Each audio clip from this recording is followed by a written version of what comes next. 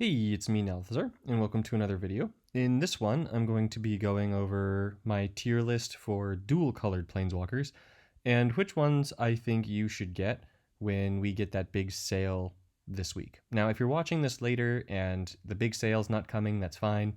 You should still go ahead and target these Planeswalkers, but anywho, let's get into it. So, I'm first just going to go ahead and once again show off the walkers for all three, so for mono, dual, and tri-colored planeswalkers, so which ones you should get, and then I'll get specifically into the dual walkers. So if you didn't see my last video, for the mono walkers, you should see that you've got Nissa Worldwaker, Koth, and Jace Unraveler of Mysteries. For the dual walkers, you want to make sure that you have Kiora, Teferi, and Rahl. And then for the tri-colored planeswalkers, you want basically all of them. So you want Tamiyo, Sarkhan, Bolas 1 and 2, and Karn. So, dual walkers. Now, there are a lot of great dual walkers in the game, and you could make an argument for having most of them, but there are really a few that stand above the rest. So, let's get into those that stand definitely above the rest. So, the first one is Rahl. Rahl is a blue and red planeswalker. And you'll notice that a lot of the planeswalkers that I suggest are either going to have blue or green in them. Those tend to be the two best colors in Puzzle Quest at this moment in time. So Rahl has exceptional mana abilities. He's got 2+5s for his colors. He allows the use of 8 spells, which is amazing, especially since Rahl is generally going to be a spell deck. The 6 creatures is fine. I mean, really, as long as you can put 3 or 4, you're fine with creatures. And then the 5 supports is also just fine. So Rahl's first ability is sneaky good. It's called Prophetic Research, and at level 60, you're going to pick one from the top 4 cards of your library, fetch that card, and give it 6 mana.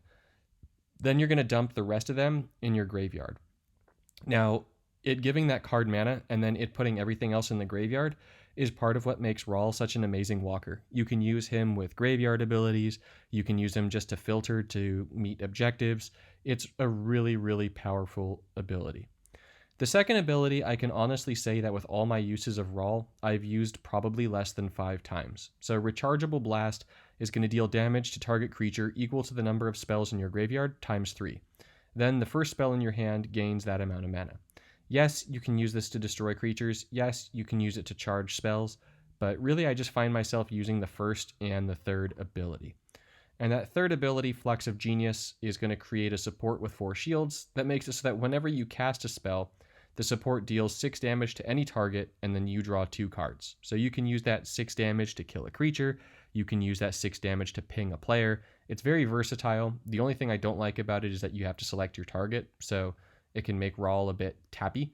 But other than that, he's an amazing planeswalker, and you should absolutely have him. So next up is Teferi over here, Hero of Dominaria. Now, Teferi, Hero of Dominaria, is one of the best planeswalkers in the game, period. So first up, he's white and blue, which is amazing for control, just like in paper. His deck limitations are just fine, so you've got 6, 7, 6, which is fine. The mana bonuses are great. They're the same as the Nissa Worldwaker typing, so you've got 4, 3, 2, 1, and then a -2.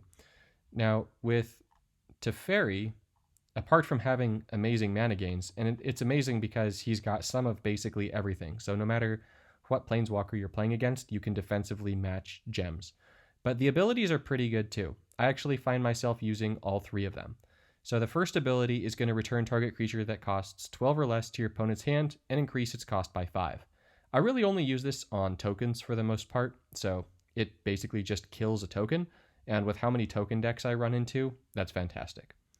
The second ability, Sight of the Future, is going to draw you 4 cards, and then give you an extra swap. So this is great for meeting objectives in events, just making sure that you draw and then you get extra mana matches. So you can match before you use it, and then, match around, try and get yourself some 5 matches. Or you can just use it for the extra mana and be happy. And then finally, the ultimate ability is like one of the ultimate control abilities in the game. I'd say it's one of the 2 best control abilities in the game, along with Bolas 2's Flipside. So you create a token with 3 shields, and whenever you draw a card, your opponent loses a creature reinforcement. If they can't, they exile a creature. If they can't, they exile a support. If they can't, increase the cost of cards in their hand by 1. So Teferi's ability gets rid of creatures, it gets rid of supports, and it makes it harder for your opponent to play things. So he's amazing in every single way. If you don't have Teferi, you should pick him up. He's great for PvE, he's great for PvP. He really is one of the best walkers in the game. And then the final S tier one that you just definitely have to have is Kiora. Now, I say that you definitely have to have Kiora, but honestly, if you have Tamiyo and Brokon, you're fine without Kiora in this day and age. But she's still incredibly strong. Like, she definitely holds up. Forgive me for the way that my voice sounds. I can't kick this cough. I know I said it in the last one, and I've said it for like 2 weeks, but I just can't seem to get rid of it. So Kiora's mana gains are paltry. They're not very good. So it's +3 and +3 for a total of +6. But Kiora makes up for that by having 8 spell slots and 3 amazing abilities. So Kiora's first is going to cost 9, and it drains 6 mana from your opponent to gain 6. So you're taking away mana, you're gaining it, it's a great tempo swap. The second ability, Swirling Waters, is going to fetch a creature from your library, and it's going to give it 16 mana. So that's going to be able to play a lot of the creatures that you would use, and as a result, it makes her a great Planeswalker to use in both Legacy and Standard. So for Legacy, if Barl is your only creature, it's basically just fetch Barl and put it into play. So fantastic. And then finally, we've got From the Depths. And this one is going to make a 32/32 octopus with reach and trample. So it's going to block everything. It's going to kill your opponent really fast. It's a really good ability. It costs a lot of loyalty, so you'll find that it's actually pretty hard to get this off sometimes, but nonetheless, when you do, it's game changing. So Kiora, very strong. It's both green and blue, which is part of the appeal to Kiora because green and blue are the best colors. But yeah, make sure that you get Kiora, Teferi, and Rahl. You definitely want them, especially Teferi and Rahl though, right? These two are must-haves. So for the A list, I know that you won't be able to get Garruk, but he's amazing. So just get him when he comes out for crystals. I've done a Planeswalker review on him recently, but the first ability makes wolf tokens, the third ability makes the same wolf tokens and buffs all your creatures by 4/4 every turn, and the second ability is his bread and butter. I doubt that Garruk is up here. And it's going to go ahead and destroy... Yes, not here. It's going to destroy a creature, and then you draw 2 cards and gain life equal to that creature's toughness. So he's one of the best walkers in the game. I don't have him up here in the S tier, in part because you won't be able to get him, and in part just because I need to test him a little bit more before I put him up with these 3. Now the other one in the A tier is White-Green Hualti, and White-Green Hualti is amazing. The only reason why she is not S tier is because Tamiyo exists. So Tamiyo does what Hualti does better. But apart from that, you've got +5 to white and +5 to green, which is amazing. So she actually has better mana gains than Tamiyo. She just doesn't have blue. The deck slots, so 6 and 5, those are both just fine. And the abilities are really, really good. So Tamiyo is one of those weird ones where Hualti is one of those weird ones where you're going to want to actually use your first ability first. So you create a support with 3 shields, and whenever you make a white or a green match, you gain X loyalty, where X is 3 plus the number of creatures and creature reinforcements you control. The downside to this, and I would actually have Hualti even maybe in the S tier if this wasn't the case, is that when you gain loyalty to this, it takes forever for the game to register how much loyalty you're gaining, especially when you have a lot of creature reinforcements. So I've had it where it takes literal minutes for the game to register how much loyalty it's trying to give me. Even though you cap at 30, it just keeps trying to give you more. So she's amazing. Don't let that deter you.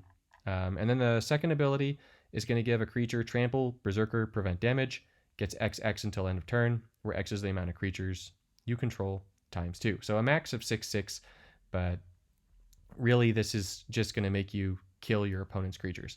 And then finally, the third ability, which is really good, and this is part of why Tamiyo is just better, is you draw 2 cards for each creature you control and then gain 8 mana for each creature you control. So this can draw you 6 cards and give you 24 mana. I happen to think that Tamio is better because you just draw the 6 cards anyways, and you can get way more than 8 mana. But this is just easier to get. It just sort of takes longer because then you have to use this ability and you have to deal with the time that it takes to register all of that. So that's the one real downside, right? Now in the B tier, these are really strong planeswalkers. They're definitely worth having.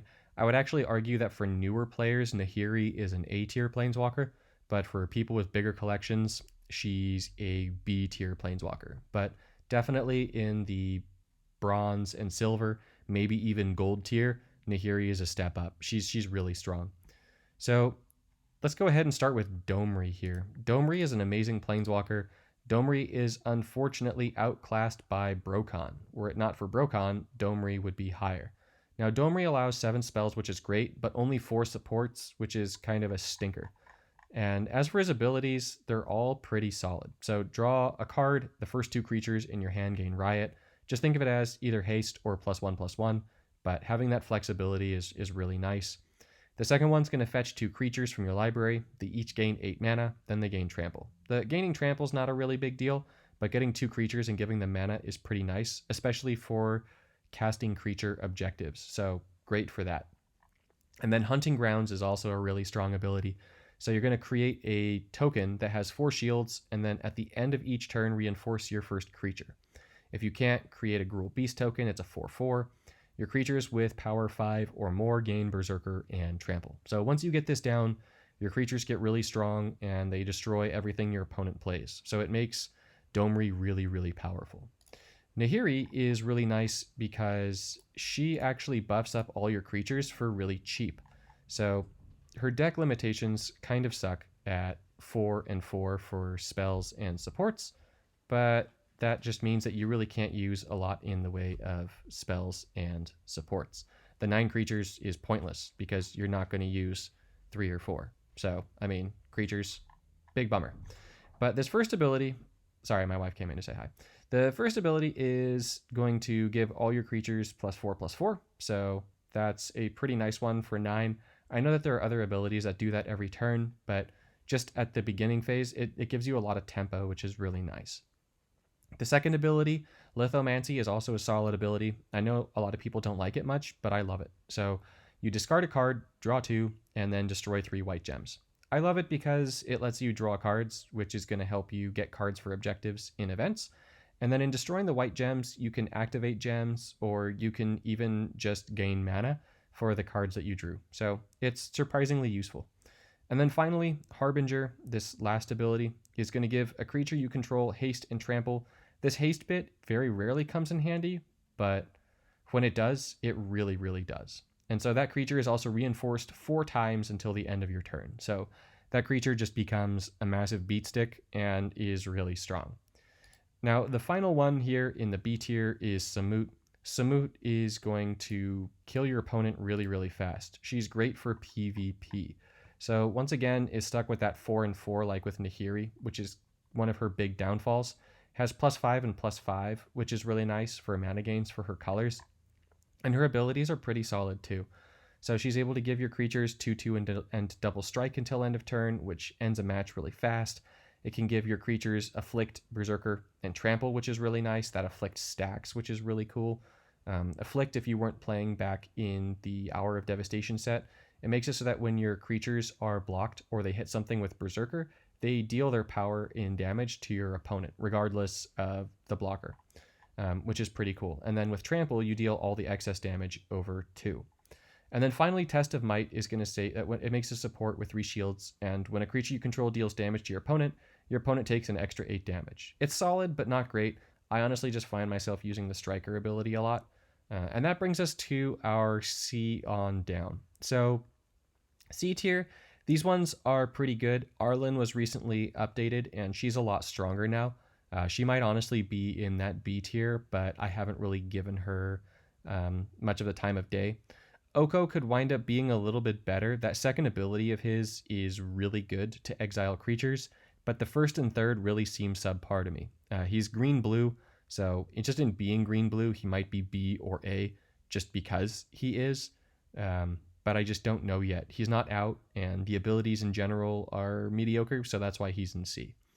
Vraska Relic Seeker is awesome for destroying supports, but the other two abilities are underwhelming, and now that we have Garruk just absolutely outclasses her. Saheeli is really cool for summoning or for things where you need to like cast artifacts. You can cast vehicles, which is really nice, but Rahl is just better, as are the Bolosses, so Saheeli is down here. Kaya, I'm actually planning to get myself, so I haven't tested her myself, but I've seen a lot of play of her, and she just seems like a very gimmicky planeswalker. I'm sorry, I'm trying not to cough. It's brutal. Like, just the talking, just, oh man, it gets me. And then we've got both of the Dovins. The Dovins actually, so this one here, Dovin Ban, this one used to be S tier for me, and then Teferi came out, and Teferi just outclasses both of these Dovins so much that you've really got no reason to get them over Teferi. So, especially because Tamiyo exists too. Just get Teferi and Tamiyo and you're good. For D, we've got these ones. The Royal Scions are bad. They're bugged right now, but they're just not great.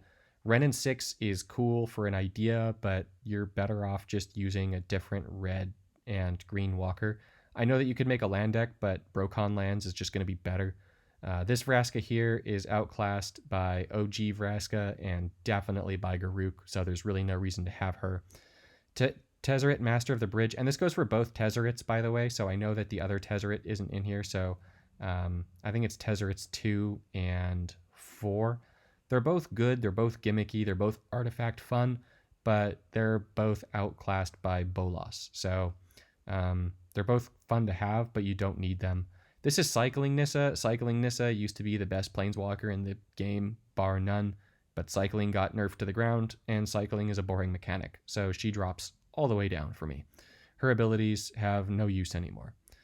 Engrath is actually really strong and really good for some objectives, but you're better off using Bolas again, so he's just entirely outclassed. Ajani over here is pretty good for control decks. I personally prefer Nahiri. I prefer Nahiri a lot, and if I'm playing control with white, I'd much rather use Teferi up here than Ajani. So Ajani drops down just because it doesn't have green or blue like this bad boy does. Now, as for the two here, very bad. I'm really tempted to put Sorin in F. I hate Sorin. Sorin is like literally the worst because of his health, but his mana bonuses are okay, and his abilities have the potential to be really strong, so he's just very bad. If they just updated him and changed his life total, then maybe Sorin would be a little bit better. I just somehow doubt they're going to do that. Then over here, we've got White-Green Ajani. White-Green Ajani's green mana bonus is +2. It is entirely inexcusable. Like, here, look at this guy. So Ajani Unyielding has really cool abilities. So you gain life, you energize, but you gain 9, which is pretty substantial, especially because he has 130 to start with. But this here right here, this +2 to green is entirely inexcusable. Like, it's honestly terrible. So that makes Ajani bad. +4 is fine, but a total of +6 in conjunction with that, only 4 supports for a white deck, you just can't do it. And then literally the worst, we've got Quality down here. This is the red-white one. We're just going to go ahead and pretend that this one doesn't exist. It's terrible. And this first Sarkhan is also pretty terrible. So all in all, see that you get these S ones. If you can get the A ones, great. You're better off getting Tamiyo though. So if you already have Tamiyo, go ahead and get Quality. But if you don't have Tamiyo, get Tamiyo instead. So I hope this helps you. I hope this helps figure out which planeswalkers you want to get with the upcoming sale, and I hope to see you in the next one.